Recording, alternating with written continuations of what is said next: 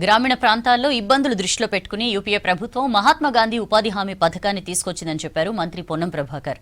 మహాత్మా గాంధీ పేరును అవమానించేలా కేంద్రం వ్యవహరిస్తోందని మండిపడ్డారు. దీనిపై దేశవ్యాప్తంగా ఆందోళనలు చేస్తున్నామన్నారు. సిద్దిపేట జిల్లా హుస్నాబాద్లో మహాత్మా గాంధీ విగ్రహానికి పూలమాల వేసి నివాళులర్పించారు మంత్రి పొన్నం. సోనియా గాంధీ గారి నాయకత్వంలో మన్మోహన్ సింగ్ గారు మహాత్మా గాంధీ ఉపాధి హామీ పథకాన్ని తీసుకొచ్చినారు.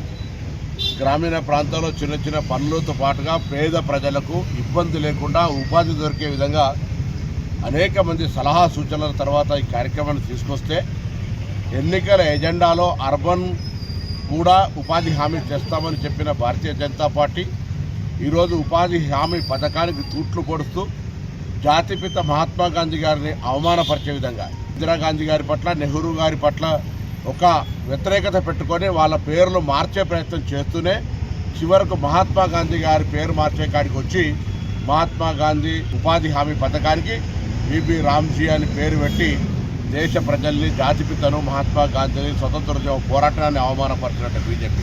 అందుకే రేపు రాష్ట్ర వ్యాప్తంగా గ్రామాల్లో సైతం గాంధీ గారి ఫోటో పెట్టుకొని ఉపాధి హామీ కార్యక్రమం అందరూ కూడా కలిసి ఈ కార్యక్రమం రూపు మార్చొద్దు, పేరు మార్చొద్దు అనేటువంటి డిమాండ్ మీద ప్రొటెస్ట్ చేస్తాం కేంద్ర ప్రభుత్వ వైఖరికి నిరసనగా.